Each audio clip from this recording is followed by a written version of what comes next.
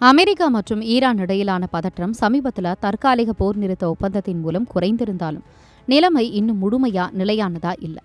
2 வார கால தற்காலிக போர் நிறுத்தம் அமலுக்கு வந்ததை தொடர்ந்து 2 நாடுகளுக்கும் இடையே அமைதி பேச்சுவார்த்தைகள் நடைபெற்றுச்சு. அந்த பேச்சுவார்த்தைகள் பாகிஸ்தான் தலைநகர் இஸ்லாமாபாத் நகரத்தில் சமீபத்தில் நடத்தப்பட்டுச்சு. எனினும் அந்த பேச்சுவார்த்தைகள் எந்தவிதமான இறுதி ஒப்பந்தத்தையும் எட்டாமல் தோல்வியில் முடிந்ததாக தகவல்கள் தெரிவிக்கின்றன. இதனால மீண்டும் 2 நாடுகளுக்கும் இடையே மோதல் உருவாகும் சூழ்நிலை அதிகரிச்சிருக்கு. இதுக்கிடையில் அமெரிக்கா ஈரான் தற்காலிக போர் நிறுத்தத்துக்கு பிறகு ஒரு முக்கியமான கடல் போக்குவரத்து நிகழ்வு நடைபெற்றுள்ளது. இந்திய கொடியுடன் கூடிய ஜக் விக்ரம் என்ற திரவ பெட்ரோலிய வாயு கப்பல் உலகின் முக்கியமான கடல் வழித்தடங்களில் ஒன்றான ஓர்முஸ் ஜலசந்தியை வெற்றிகரமாக கடந்திருக்கு. இந்த வழித்தடத்தை கடந்து சென்ற முதல் இந்திய கப்பல் இதுவாகும் அப்படின்றது குறிப்பிடத்தக்கது.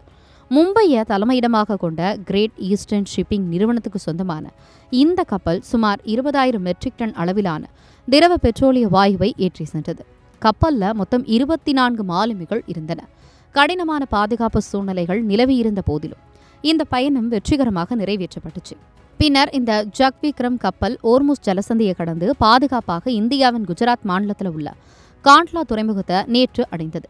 மொத்தம் 20,400 மெட்ரிக் டன் எல்பிஜி எரிவாயுவை ஏற்றி சென்ற இந்த கப்பலின் வருகை இந்தியாவின் கடல் வர்த்தகத்துக்கும் எரிசக்தி போக்குவரத்துக்கும் முக்கிய முன்னேற்றமாக பார்க்கப்படுது. இதே நேரத்தில் அமெரிக்கா ஈரான் இடையிலான புதிய பேச்சுவார்த்தைகள் நடைபெறலாம் அப்படின்ற தகவலும் வெளிவந்திருக்கு. ஆனால் நிலைமை இன்னும் பதற்றமாகவே இருக்கு.